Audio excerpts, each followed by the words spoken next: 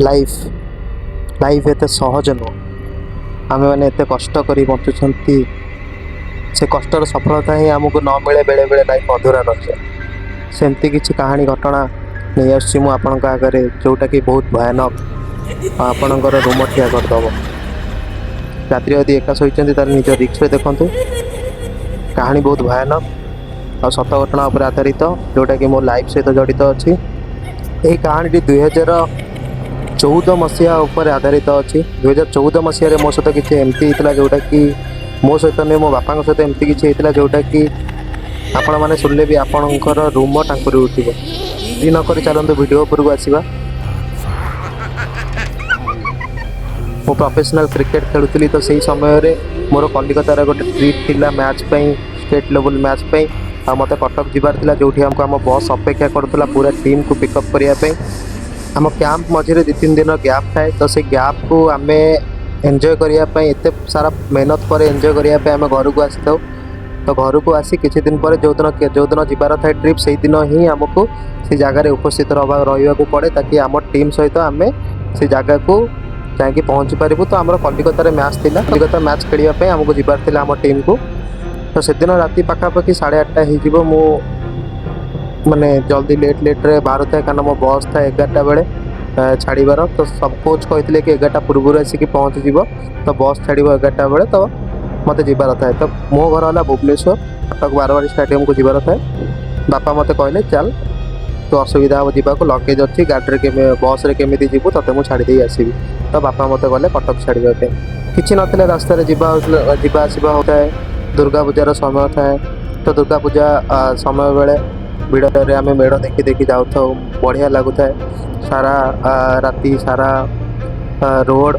कटक आपण मैंने जानी पूरा सजा होता है से माहौलटा एंजॉय कर बहुत बड़ माने बहुत लकी से माने जो मैंने दुर्गा पूजा देखी कटक रे तो बहुत मजादार थाए तो आम जा पहुँचलु बस ठिया होता है टीम वेट करें मुझे पहुँचली बापा मत छाड़े मो बस रे बसिली एबे बस जावाई रेडी होगी थाए बापा मो ठिया बहुत खुशी लगुए बहुत खुशी मोमेंट थाए आम लाइफ गोटे सक्सेसफुल मोमेंट को देखा जाऊँ और से टाइम पेरेंट्स मैंने साथी थे बहुत खुशी लगी था तो आम बहुत खुशी जाऊँ समस्त बापा माँ थे समस्त बापा माँ छाड़ा आसते तो आम बस रे बसी सारे किस समय पर बापा कटक बाहरी जाते मुझे बस रे गली आराम से खाइली पीली शोली कलिकता पहुँचलु कलिकतार पहुँचला मो घर फोन आसला कि बापा को ज्वर हो जाए कि बापा बाटर किसी एमती देखिले बापा को ज्वर होमें कहीपरूनी का कथा तो मत भल लगुन परदिन आसला मो घर कल कली तो स्टोरी किसी एमती होता जब बापा मत छाड़े बापा कटक रू भुवनेश्वर फेरुले कटक रू भुवनेश्वर आसिया बाटर पहाड़ बोली गोटे जगह थाए से रास्ता पूरा अंधार आ कहीं नता से समय बापा फेरुता गोटे बक्सर गाड़ी थाए जो बक्सर गाड़ी में बापा फेरुले तो किसी समय बाटे जाए देखिले गोटे बाबा बाबा माने गेरुआ रंग पिंधि गोटे लोक जो बाबा भिखारी माने जो मागती भगवान को पूजा करती से माने बापा गाड़ी खड़ी आगे आसी बापा गाड़ी सहित आक्सीडेट होगा कि बापा तो अंधार थे बापा को देखा करें तो बापा जापारे बाड़ीदे तो बापा गाड़ी रखी देखिले अरे लोकटा तो कौन है कौन ना तो बापा गाड़ी रखी ओल्ल जो पछपट को देखिले कि कहीं ना से जगार तो बापा पूरा शांत हो गले बापा कहले ठीक अच्छे मे भी मु बेहेम थी मनर कि कौन कि मत सेमती लगे कि निद लगुच तो बापा पुणी थे गाड़ी चलेवा आरंभ कले जब गाड़ी चलेवा आरंभ कले किसी बाट देखिले से लोकटा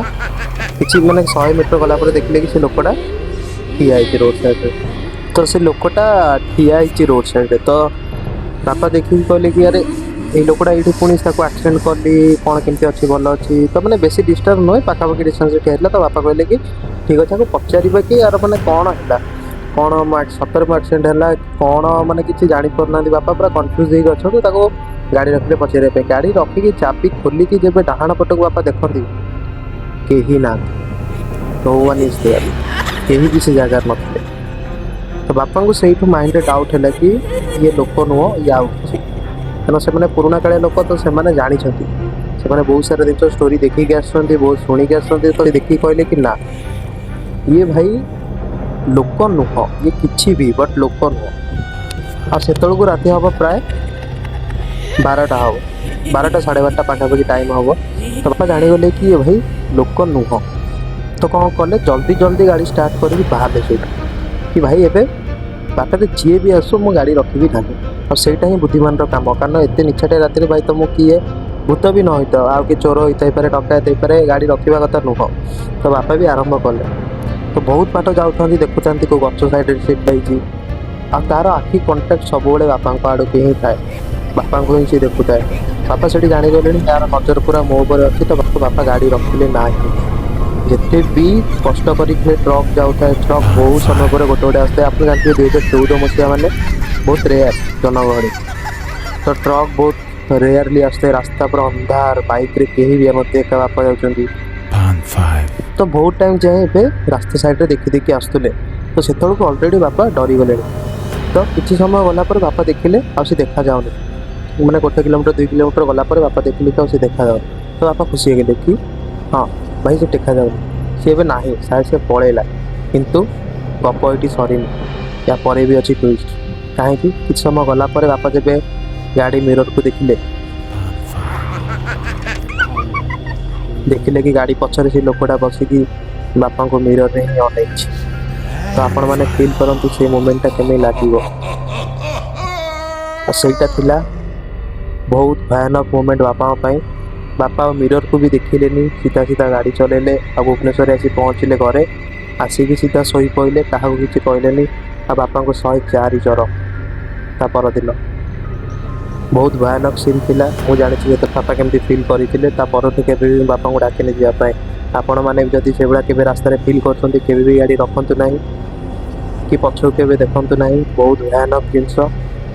ଆପଣମାନେ ଜାଣିନାହାନ୍ତି ଯେ ରାସ୍ତାରେ ହଜାର ହଜାର ଜଣଙ୍କ ଲୋକଙ୍କର ଆକ୍ସିଡେଣ୍ଟ ହେଉଛି। କାହା ଭୂତ କାହା ସ୍ପିରିଟ୍ ବୁଲୁଥିବ ଆପଣମାନଙ୍କର ଆଇଡ଼ିଆ ନାହିଁ। କିଏ ଭଲ ଥିବ କିଏ ଖରାପ ଥିବ କିଛି ବି ଆଇଡ଼ିଆ ନାହିଁ। କେବେ ବି ଗାଡ଼ି ରଖନ୍ତୁନି କି ପଛକୁ ବୁଲିକି ଦେଖନ୍ତୁନି। ଯଦି ଆପଣଙ୍କୁ ଭିଡ଼ିଓଟି ଭଲ ଲାଗିଲା ଆଉ ଯଦି ଆପଣମାନେ ବି କେବେ ଏଭଳିଆ ଫିଲ୍ କରିଛନ୍ତି, ତାହେଲେ କମେଣ୍ଟରେ ଲେଖିକି ତ ଜଣାଇବେ। ଆପଣଙ୍କ କମେଣ୍ଟର ୱେଟ୍ କରିବି। ଯଦି ଏଇଭଳିଆ ନୂଆ ନୂଆ ଭୂତ ଷ୍ଟୋରି ଜାଣିବାକୁ ଚାହୁଁଛନ୍ତି, ତାହେଲେ ମୋ ଚ୍ୟାନେଲକୁ ସବସ୍କ୍ରାଇବ୍ କରନ୍ତୁ।